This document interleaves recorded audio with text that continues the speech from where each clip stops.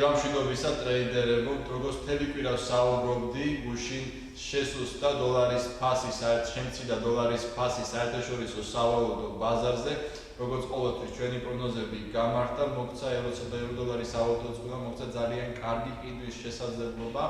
რაც შეეხება დღევანდელ დღეს, შეაძლებელია გაგრძელდეს ეს ტენდენცია, რადგანაც ევროდოლარის სავალუტო წყვილზე ყალიბდება პატერნი დროშა, რომელიც გვახსნობს ყიდვის ძალიან კარგ შეაძლებლობას, მაგრამ მიაქციეთ ორ მნიშვნელოვან ფასს ყურადღება, 1.1260, 1.1240 ამ დიაპაზონის გარღვევის შემთხვევაში შესაძლებელია ვივაჭროთ იგივე მიმართულებით, საიდანაც გაირღვევა ეს დღევანდელი 20 პუნქტიანი დიაპაზონი. ზოგადად დოლარის შესუსტება საერთაშორისო ბაზარზე სრულად გასაგებია და გამომდინარეობს როგორც ფუნდამენტური, ისე ტექნიკური ანალიზიდან გამომდინარე.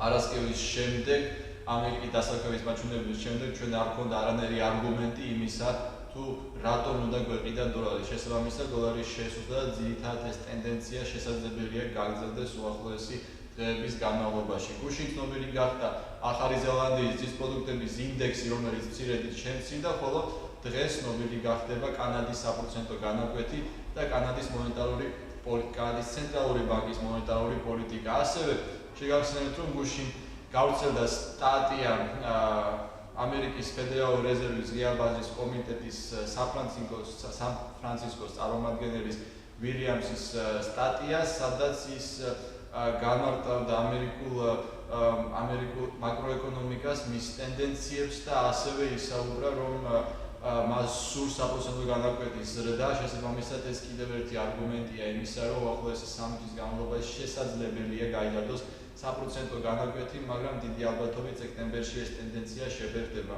შეგახსენებთ, რომ გასნობებთ უпростоრად, რომ ამერიკის ფედერალური რეზერვის საკმაოდ ორაზროვანი ტენდენციებია ჩამოყალიბებული, ნაწილი ფიქრობს საპროცენტო განაკვეთი უნდა გაიზარდოს სექტემბერში, ხოლო ნაწილი ამას ეწინააღმდეგება. საკმაოდ რთული და საინტერესო დღე იქნება მაშინ, როდესაც შედგება ეს პრესკონფერენცია. დაველოდოთ, მანამდე დოლარი სავარაუდოდ განაგრძობს გაუფასურებას და მოხდეს ვაჭრობის ძალიან კარგ საშუალებას. დღეისათვის სულ ეს იყო, გისურვებთ წარმატებულ ვაჭრობას, ხვალ.